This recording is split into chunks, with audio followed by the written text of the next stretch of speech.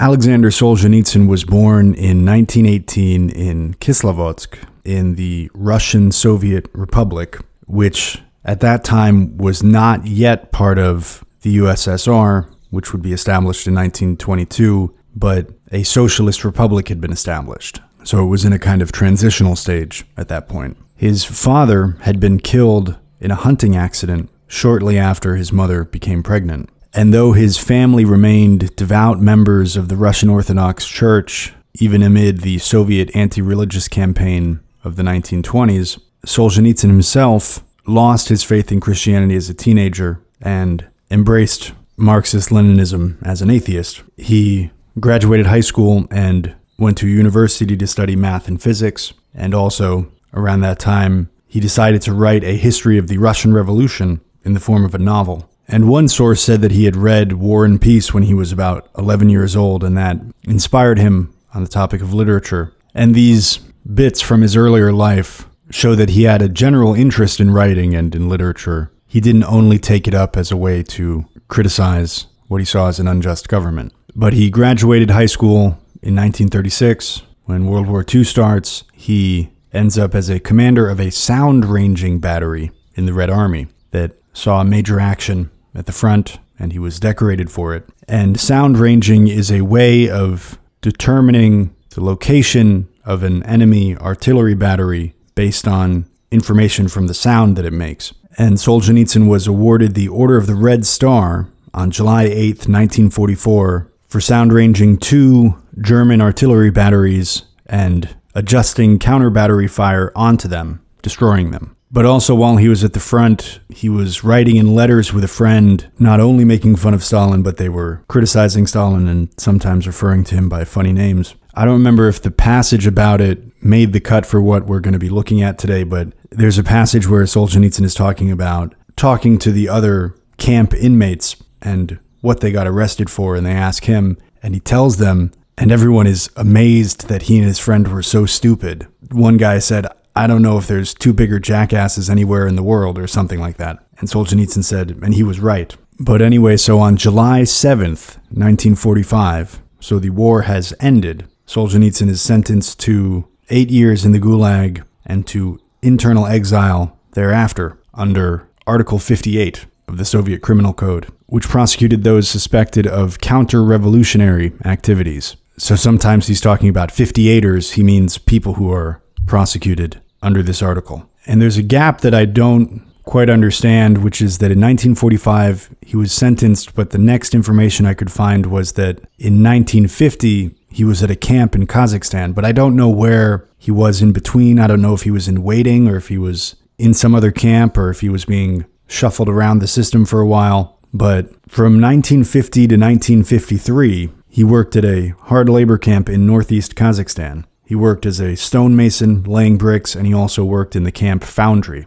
And his experience there would eventually be the inspiration for the book One Day in the Life of Ivan Denisovich. And then his first day without an armed guard was March 5th, 1953, which happened to be the same day that Stalin died. But then he goes to serve exile for life in the village of Kokterek, which is in southeast Kazakhstan. He teaches math and physics in a local school and starts to write fiction, including a novel called In the First Circle. In 1953 and into 1954, he gets cancer and he's told that he has 3 weeks to live. They send him to a cancer clinic in Tashkent in Uzbekistan. He survives, and this experience becomes the basis for The Cancer Ward, another novel that he wrote. So just note the strings of bad luck there. He's in World War II, the war is ending, he gets sentenced to 8 years in a prison camp and then exile. He gets out of the camp, he gets cancer, he beats the cancer, but now things turn around for him a little bit. In 1956, Khrushchev, who's the first secretary of the Communist Party at that time, denounces Stalin and grants amnesty to everyone who was serving sentences under Article 58. So that means that Solzhenitsyn is no longer in exile. He returns from southeast Kazakhstan to western Russia, where he gets a job as a school teacher in the Vladimir region, which is near Moscow. And during this time and over the next couple years, he was also still undergoing chemotherapy for his cancer. So he hadn't totally beaten it, but The doctors said he'd be dead in 3 weeks, and he wasn't. In 1959, he writes A Day in the Life of Ivan Denisovich. In 1961, he submits it for publication in the Russian literary journal New World, but then there's a long process because it needs Khrushchev's personal approval for publication. Finally, in 1962, it's published, and this is when Solzhenitsyn becomes famous, not only in the Soviet Union, but in the West and worldwide. And over the next few years between 1963 and 1967, he publishes 5 more short stories, but then thereafter, nothing else would be published of his in the Soviet Union until 1990, so for 23 years. Then in the few years after that, between 1967 and 1970, he gets into a more open conflict with the Soviet authorities. And during this period, he's sheltered by the cellist Mstislav Rostropovich, who is maybe the greatest cellist of all time, certainly of the 20th century. And that was a name I hadn't heard in a while. It was interesting to see Rostropovich suddenly come up in the life of Solzhenitsyn. Rostropovich let Solzhenitsyn stay in his house when apparently he would have had nowhere else to go. And his support for Solzhenitsyn and other dissidents led to Rostropovich being disgraced by the Soviet authorities and being forbidden from touring abroad before he himself left the Soviet Union in 1974. But in 1970, Solzhenitsyn received the Nobel Prize for Literature, but he was unable to attend the ceremony. And over the next 3 years, he had 3 sons by his wife, Natalia. In 1971, the KGB reportedly tried to assassinate Solzhenitsyn using ricin, but the attempt, of course, failed. Solzhenitsyn was sick for a while and then he got better. That kind of thing is hard to verify, but there are a couple things that make this plausible. One is that it's pretty well established that in 1978, the KGB assassinated Georgy Markov, who was a Bulgarian dissident living in London at the time, also using ricin. And if you were to say, why should the KGB assassinate Solzhenitsyn, especially if he's still living in Russia at the time, they could just imprison him. But the Soviet government is at the same time negotiating a détente with the US, and Solzhenitsyn is a very famous, prominent guy. And so if they wanted to get rid of him, it would have caused less of an issue if it just looks like he died suddenly, rather than them putting him in prison. And also the sickness that he got at that time involved a bunch of blisters and burns on his body. It was a strange sickness. It wasn't as if he got a bad flu or something. Anyway, if you're interested, you can look up a 1992 Washington Post article titled KGB Plot to Assassinate Solzhenitsyn Reported, and there's more information about it. The source is a Russian tabloid, they call it, and the Russian government at that time denied the claim, of course. To me, it seems plausible. And just as a note from that article, it quotes Solzhenitsyn's wife, Natalia. She says, "We always knew in those days that there was always the possibility that the KGB would kill Solzhenitsyn. That was never far from our minds, but when he got sick, we never thought it was an assassination attempt. It just seemed like a strange, inexplicable disease." End quote. And there's 2 interesting things there. One is that she's saying that it seemed like a weird sickness. It didn't seem like a normal sickness. But at the time, they didn't think it was poison. They just thought it was a weird sickness. But then also that first part where she says, "We always knew that it was possible that the KGB would kill him." It's inspiring to think of a sturdy woman like that. Or maybe she didn't like him very much, because they'd been married since 1957. So by 1971, they've been married for 14 years or so. So they've been together since before he was famous. It's not as if she married a famous guy, but she has this attitude about it. People will often say that for themselves. They'll say, well, I might die in pursuit of what I'm doing, but I'm going to keep doing it because I think it's worthwhile. But for the spouse to say that, and for her not to encourage him to stop and do something safer, is interesting. In 1973, Solzhenitsyn's assistant, Elizaveta Voronskaya, is arrested by the KGB and questioned for 5 days as to the location of a manuscript of the Gulag Archipelago. And she finally gives up the location, and they go and confiscate it. And she goes home and hangs herself. Solzhenitsyn somehow gets a microfilm of the Gulag Archipelago to the West, and in December of 1973, it's published in Paris. The Soviet government responds with a campaign to discredit him, and on February 12th, he's arrested, charged with treason, stripped of his citizenship, and expelled to Frankfurt in West Germany. His family then joins him, and they live in Zurich for a while, in Switzerland. And then in 1976, he moves to Cavendish, which is a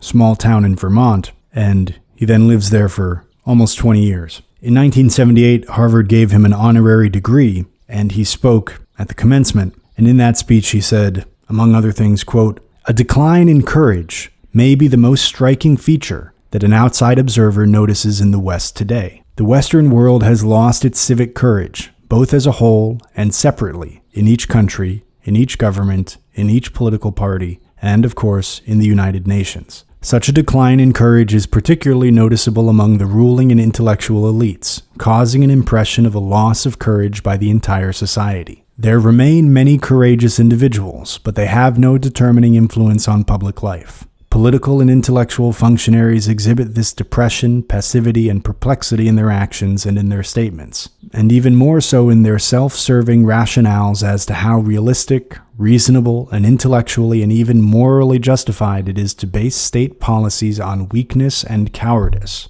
And the decline in courage, at times attaining what could be termed a lack of manhood, is ironically emphasized by occasional outbursts of boldness and inflexibility on the part of those same functionaries when dealing with weak governments and with countries that lack support, or with doomed currents which clearly cannot offer any resistance. But they get tongue-tied and paralyzed when they deal with powerful governments and threatening forces, with aggressors and international terrorists. Must one point out that from ancient times, a decline in courage has been considered the first symptom of the end." End quote. So now, skipping ahead 15 years, the Gulag Archipelago was published between 1989 and 1991 in the USSR. And in 1991, the Soviet government lifted the charge of treason against Solzhenitsyn, and he announces that he will return to Russia. And it's worth noting that for the nearly 20 years that he was living in Vermont, because he now is able to return to Russia, but he doesn't have a life set up there yet, so he's not leaving yet. He never had American citizenship. I don't know if he applied and it wasn't given, or if he never applied.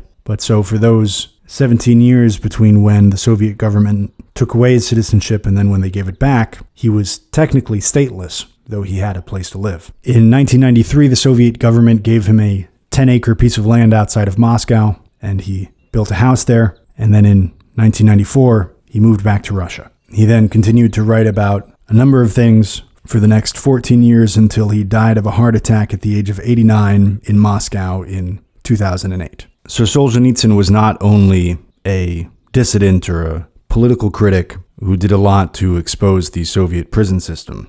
If he had been, that would have been plenty. But he was also a soldier who had not only seen combat, but been decorated for his actions. A teacher of math and astronomy, so he knew those subjects well enough to teach them. And he was a writer of fiction and of history. And these were all present in the same person. Physical courage, moral courage, a capacity for numbers, and a capacity for letters. And when we're talking about the Soviet prison system, we're somehow talking about something essential. And a prison system is arguably essential to any state. That is, the prison system is somehow reflective of the state in general, because it's often kind of hidden. And we come here against a difference between the state and society. You might think of the prison system as what the state does to the people who harm it, except that I'm not sure that that's the ideal prison system. It might be a better goal if the prison system were for those who harm society, that if you murder somebody or steal something,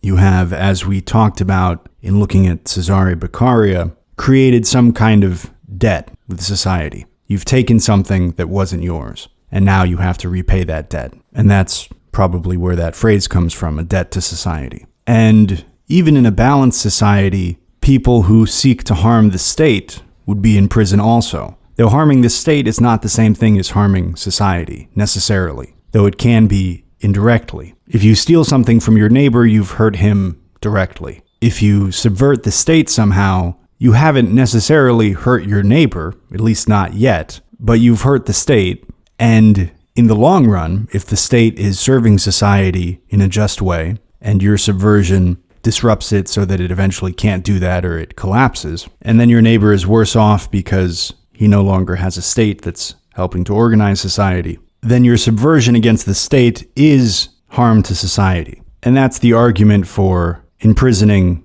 political opponents. Now, the trouble with that is if the state is itself harming the society that it governs, then that logic falls apart because the person who subverts that state is not harming the society, he's helping it. And if the state becomes too energetic in pursuing its opponents, as is often the case with revolutions like the Bolshevik Revolution, then you have people imprisoned for making jokes about the leader in a private letter. And if we imagine, for example, that in the long run, if you let jokes about the leader go, then eventually they become public criticism of the leader. And if you let that flourish, then it might grow into a revolution against the leader, and you might topple the government. In the context of Solzhenitsyn writing a letter in 1944, Russian society arguably would have been harmed less by the loss of the Soviet government than by its continuation. And so then you have a state that is punishing its political opponents not because in the long term that will create harm to society, but only for its own continuation.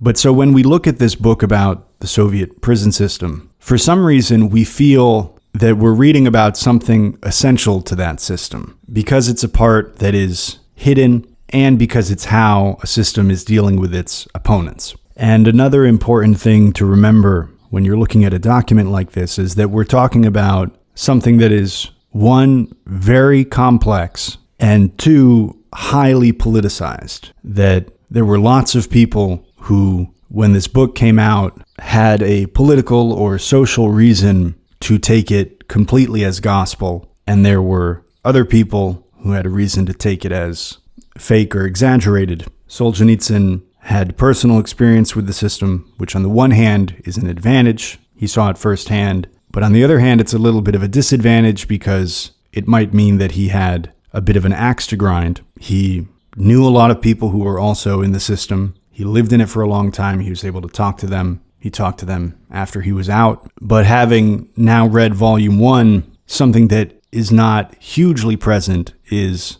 documents from the archives. And that's likely because, one, the Soviet archives were mostly not open, certainly on this kind of topic. And two, even if they were, he would have been the last person to have access to them. But so as we would with approaching any other document, we want to be skeptical and ask, how does he know this? What's this based on? Particularly if we're going to zero in on certain facts and figures. And that doesn't mean that he's lying, but he might be mistaken. He might have a bad source. In trying to establish any fact, you need to triangulate it. So this is not unique to Solzhenitsyn. For any source, if we had somebody saying one thing, we could say, okay, this source says that. What other sources do we have that say the same thing? If that were true, what would also be true? Is that true? That secondary thing. If this were not true, what might be true? Is that the case? Can we find from some other source that something that would show that this first thing is not true is true? This should be our approach to any kind of history,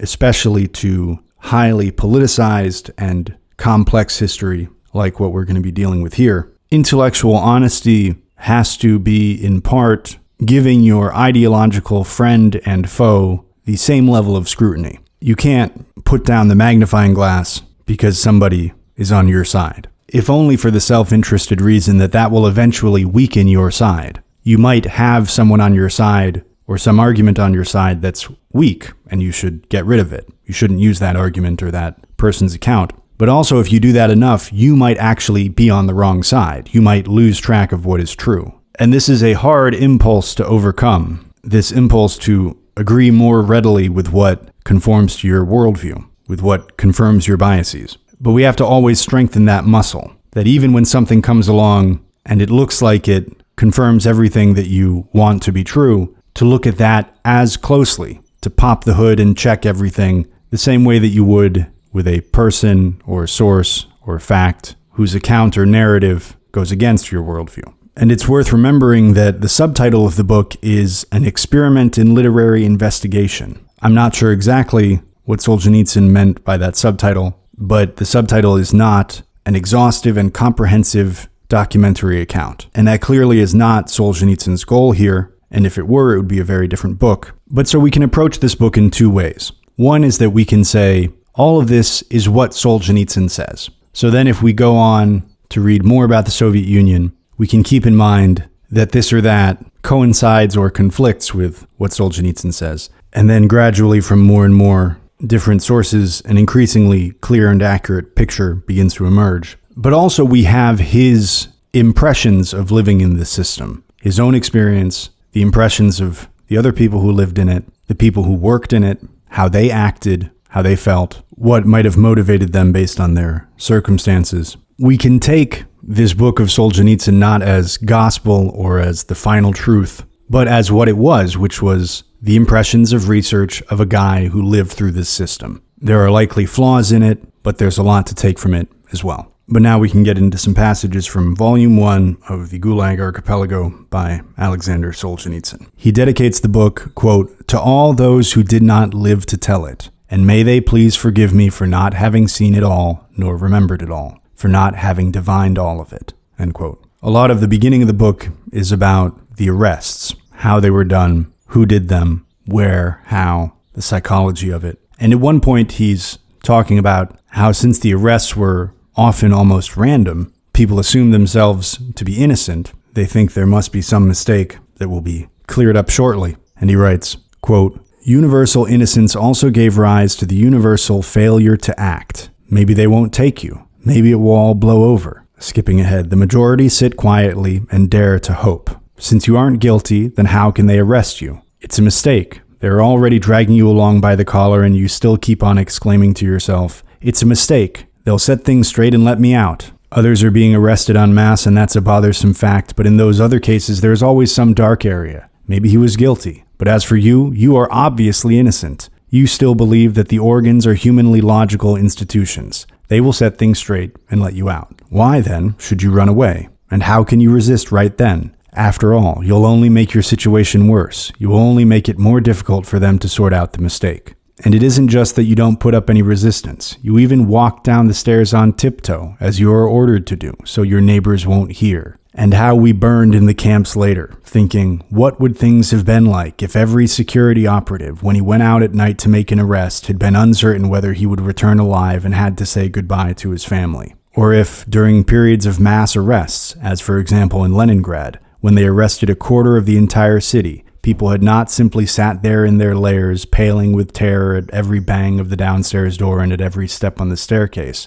but had understood they had nothing left to lose and had boldly set up in the downstairs hall an ambush of half a dozen people with axes, hammers, pokers, or whatever else was at hand. After all, you knew ahead of time that those blue caps were out at night for no good purpose, and you could be sure ahead of time that you'd be cracking the skull of a cutthroat. End quote. And right here he uses the term Black Maria, which is a word for a police car. Back to the text, quote, "Or what about the Black Maria sitting out there on the street with one lonely chauffeur? What if it had been driven off, or its tires spiked? The organs would very quickly have suffered a shortage of officers in transport, and notwithstanding all of Stalin's thirst, the cursed machine would have ground to a halt. If we didn't love freedom enough. And even more, we had no awareness of the real situation. We spent ourselves in one unrestrained outburst in 1917, and then we hurried to submit. We submitted with pleasure. We purely and simply deserved everything that happened afterward. At what exact point, then, should one resist? When one's belt is taken away? When one is ordered to face into a corner? When one crosses the threshold of one's home? An arrest consists of a series of incidental irrelevancies, of a multitude of things that do not matter, and there seems no point in arguing about any one of them individually, especially at a time when the thoughts of the person arrested are wrapped tightly about the big question, what for? And yet all these incidental irrelevancies taken together implacably constitute the arrest. Resistance. Why didn't you resist? Today, those who have continued to live on in comfort scold those who suffered. Yes, resistance should have begun right there, at the moment of the arrest itself, but it did not begin." End quote. And he talks about types of arrests. Some people were arrested at home at night, but other people would be arrested in broad daylight in public, though it wasn't done very obviously. Somebody would come up to you and say, "Hey, why don't you come with me?" And you'd know it was a government person and you'd follow them and then you'd be arrested. And he's talking about why people don't yell and shout and make a fuss at that moment to try to get the help of the crowd maybe, or even just signal that you are being arrested and you don't know why. And here he gives his own reason why he didn't shout at that moment. Solzhenitsyn writes, Quote, "Every man always has handy a dozen glib little reasons why he is right not to sacrifice himself. Some still have hopes of a favorable outcome to their case and are afraid to ruin their chances by an outcry. For after all, we got no news from that other world, and we do not realize that from the very moment of arrest, our fate has almost certainly been decided in the worst possible sense, and that we cannot make it any worse. Others have not yet attained the mature concepts on which a shout of protest to the crowd must be based. Indeed, only a revolutionary has slogans on his lips that are crying to be uttered aloud. And where would the uninvolved, peaceable, average man come by such slogans?" Skipping ahead, "As for me, I kept silent for one further reason. Because those Muscovites thronging the steps of the escalators were too few for me. Too few. Here my cry would be heard by 200 or twice 200. But what about the 200 million? Vaguely, unclearly, I had a vision that someday I would cry out to the 200 million. But for the time being, I did not open my mouth, and the escalator dragged me implacably down into the netherworld." End quote. And in this next passage, he's talking about the different waves of arrests. And he says that 1937 and 1938 gets the most attention. And that's the one in English that I've heard called the Great Purge. But what Solzhenitsyn says is that that wasn't the only wave of arrests, and it wasn't even the biggest one. He says it might have been in the top 3. And he talks about waves of arrests in 1929, in 1935 in Leningrad, in 1944 to 1946, toward the end of the war, in 1948 and 1949 in the Baltic countries. And he says that a lot of these other waves of arrests were dealing with peasants, ordinary people who didn't write books and memoirs. But the wave of 1937 and 1938 arrested more educated people and party functionaries and members. And so those people went on to write books about it, and so that's the wave of arrests that gets the most attention. But there were many other waves that were as significant, if not more significant. But they were overlooked even in Russia, or they were overlooked at the time that Solzhenitsyn was writing, because the people who were arrested didn't write books about it.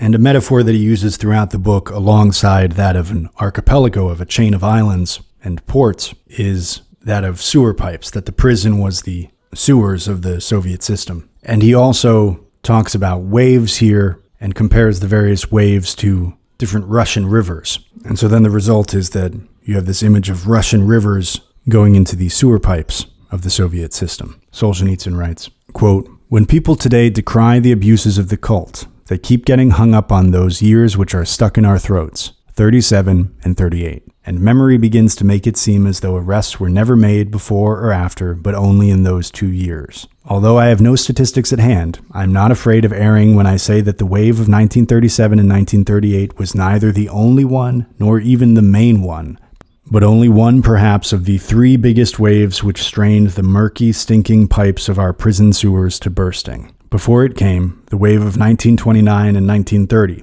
the size of a good river Ob, which drove a mere 15 million peasants, maybe even more, out into the taiga and the tundra. But peasants are a silent people, without a literary voice, nor do they write complaints or memoirs. No interrogators sweated out the night with them, nor did they bother to draw up formal indictments. It was enough to have a decree from the village Soviet. This wave poured forth, sank down into the permafrost, and even our most active minds recall hardly a thing about it.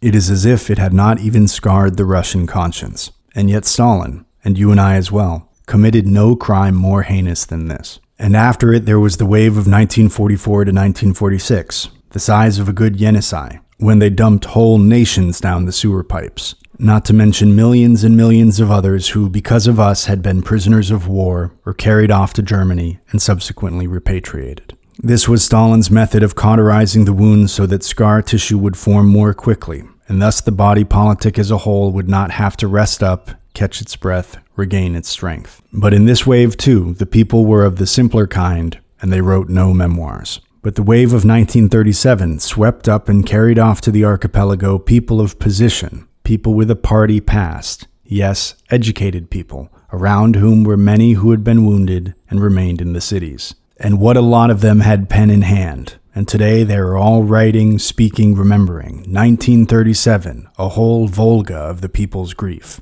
But just say 1937 to a Crimean Tatar, a Kalmyk, a Chechen, and he'll shrug his shoulders. And what's 1937 to Leningrad when 1935 had come before it? And for the second-timers, i.e. repeaters, or people from the Baltic countries, weren't 1948 and 1949 harder on them? And if sticklers for style and geography should accuse me of having omitted some Russian rivers and of not yet having named some of the waves, then just give me enough paper. There were enough waves to use up the names of all the rivers of Russia." End quote. In this next passage, he's talking about a few different things. One is how, after it got control, the Bolshevik Revolution actually treated revolutionaries worse than the Tsarist government had treated them. And then he points to an example of a guy in Germany, Maximilian Hake, about whom I couldn't find any information, who was sentenced to 2 years for membership in the Communist Party and then was simply let out, and thereafter he continued to build an underground organization.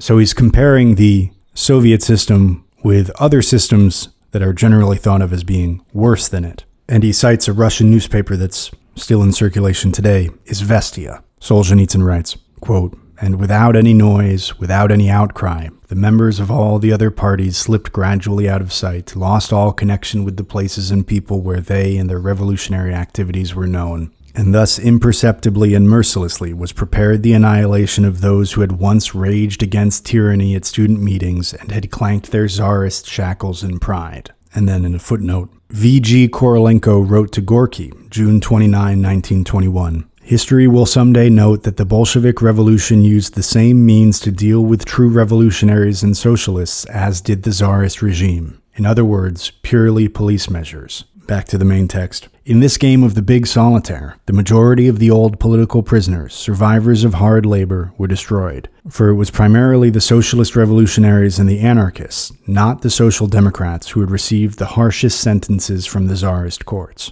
They in particular had made up the population of the Tsarist hard labor political prisons. There was justice in the priorities of destruction, however. In 1920, they were all offered the chance to renounce in writing their parties and party ideologies. Some declined, and they, naturally, came up first for annihilation. Others signed such renunciations and thereby added a few years to their lifetimes. But their time, too, came implacably, and their heads rolled implacably from their shoulders." And in another footnote, "Sometimes, reading a newspaper article, one is astonished to the point of disbelief. In Izvestia of May 24, 1959, one could read that a year after Hitler came to power, Maximilian Hake was arrested for belonging to none other than the Communist Party. Was he destroyed? No, they sentenced him to 2 years. After this, was he naturally sentenced to a second term? No, he was released. You can interpret that as you please. He proceeded to live quietly and build an underground organization, in connection with which the Izvestia article on his courage appeared."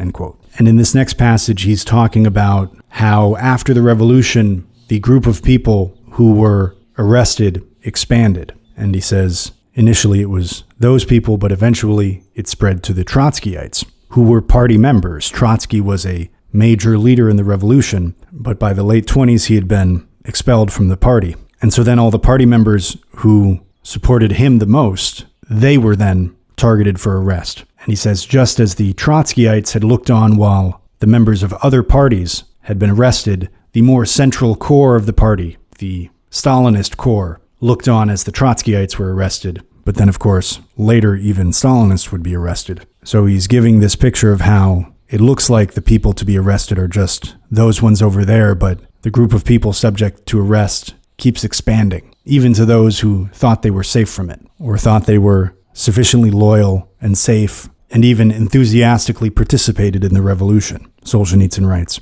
quote, "Then came the time, slowly it is true, but surely, when it was the turn of the members of the ruling party to do time in prison. At first, from 1927 to 1929, it was a question of the workers' opposition, in other words, the Trotskyites, who had chosen themselves such an unsuccessful leader. They numbered hundreds at the start, but soon there would be thousands. But it's the first step that's the hardest. Just as these Trotskyites had observed with approval the arrest of members of other parties, so the rest of the party now watched approvingly as the Trotskyites were arrested. But everyone would have his turn. The non-existent rightist opposition would come later, and limb by limb, beginning with its own tail, the ravenous maw would devour itself, right up to its head." End quote. Later he talks about the use of a term as a political tool. This is a very interesting historical case of the manipulation of language for political control. He's here talking about the term kulak, And he mentions a land decree, which was issued in November of 1917, long before the new system was well established. Everything was still very much in flux. The Russian Civil War was still ahead. But the Bolsheviks issue a land decree according to which all of the estates in the country, all of the big blocks of land that are owned by families, are to be divided up among the peasantry. And of course, they don't, at that time, have enough control over the territory to actually make this happen. But their decreeing this gets many of the peasants on their side. But he points this out because there was this reset where peasants were all given a plot of land, but then naturally, some of them ended up more prosperous than others. And he says, maybe in some cases this was because some people had bigger families, had more luck. But he says, wouldn't in most cases this be because some people are more hardworking than others? And the term kulak expanded to include people who had more wealth even after this land redistribution. And then there's another term for people who are supporters of kulaks. So whatever its original meaning, kulak becomes a term that's used to demonize opponents of the system. Solzhenitsyn writes, quote, "In Russian, a kulak is a miserly, dishonest rural trader who grows rich not by his own labor, but through someone else's, through usury and operating as a middleman. In every locality, even before the revolution, such kulaks could be numbered on one's fingers, and the revolution totally destroyed their basis of activity. Subsequently, after 1917, by a transfer of meaning, the name kulak began to be applied in official and propaganda literature whence it moved into general usage, to all those who in any way hired workers, even if it was only when they were temporarily short of working hands in their own families. But we must keep in mind that after the revolution it was impossible to pay less than a fair wage for all such labor. The committees of the poor and the village Soviets looked after the interests of landless laborers.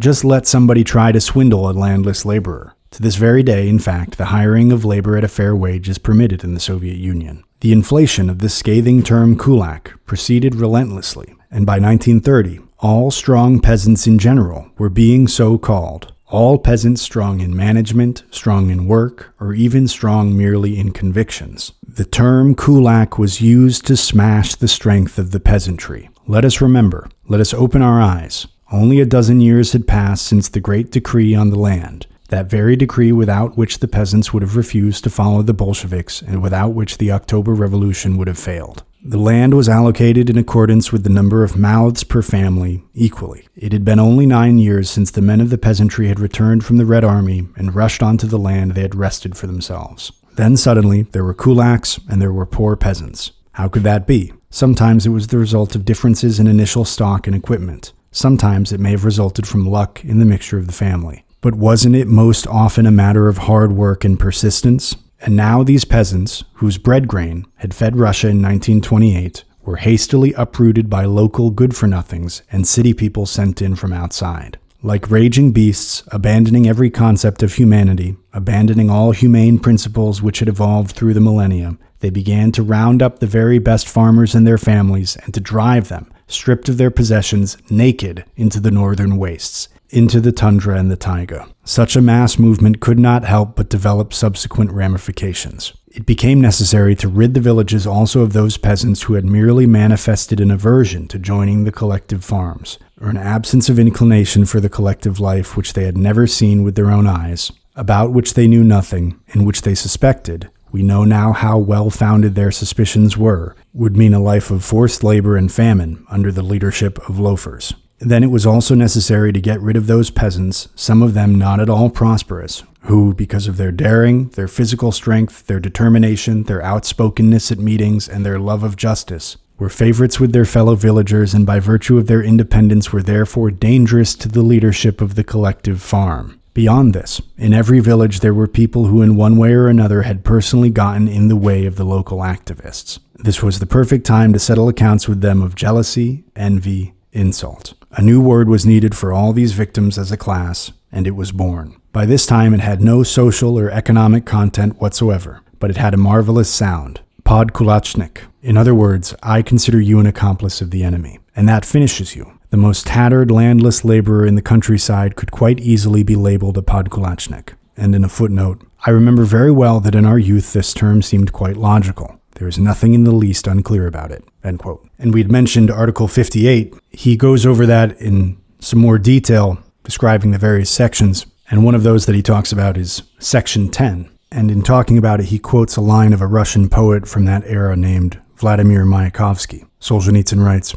quote, its definition was propaganda or agitation, containing an appeal for the overthrow, subverting, or weakening of the Soviet power, and equally, the dissemination or preparation or possession of literary materials of similar content. For this section in peacetime, a minimum penalty only was set, not any less, not too light. No upper limit was set for the maximum penalty. Such was the fearlessness of the great power when confronted by the word of a subject. Skipping ahead, subverting and weakening the government could include any idea which did not coincide with or rise to the level of intensity of the ideas expressed in the newspaper on any particular day. After all, anything which does not strengthen must weaken. Indeed, anything which does not completely fit in, coincide, subverts. And he who sings not with us today is against us. Mayakovsky. The term preparation of literary materials covered every letter, note, or private diary, even when only the original document existed.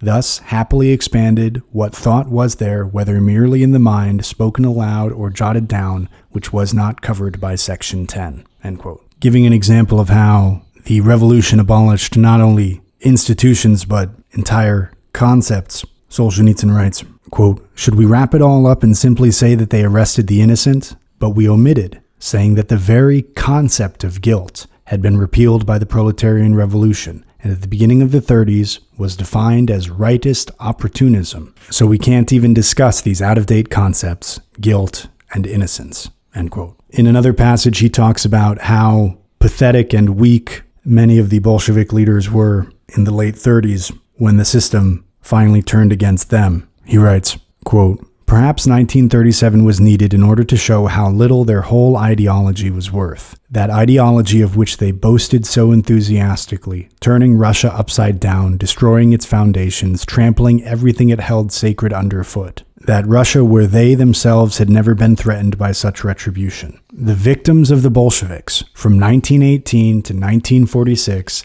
never conducted themselves so despicably as the leading Bolsheviks when the lightning struck them. If you study in detail the whole history of the arrests and trials of 1936 to 1938, the principal revulsion you feel is not against Stalin and his accomplices, but against the humiliatingly repulsive defendants. Nausea at their spiritual baseness after their former pride and implacability. End quote. Later, when he's talking about arrest and interrogation, he gives some advice on how to face that situation if you're ever in it. He writes, quote, so what is the answer? How can you stand your ground when you are weak and sensitive to pain, when people you love are still alive, when you are unprepared? What do you need to make you stronger than the interrogator and the whole trap? From the moment you go to prison, you must put your cozy past firmly behind you. At the very threshold, you must say to yourself, my life is over. A little early to be sure, but there's nothing to be done about it. I shall never return to freedom. I am condemned to die, now or a little later. But later on, in truth, it will be even harder,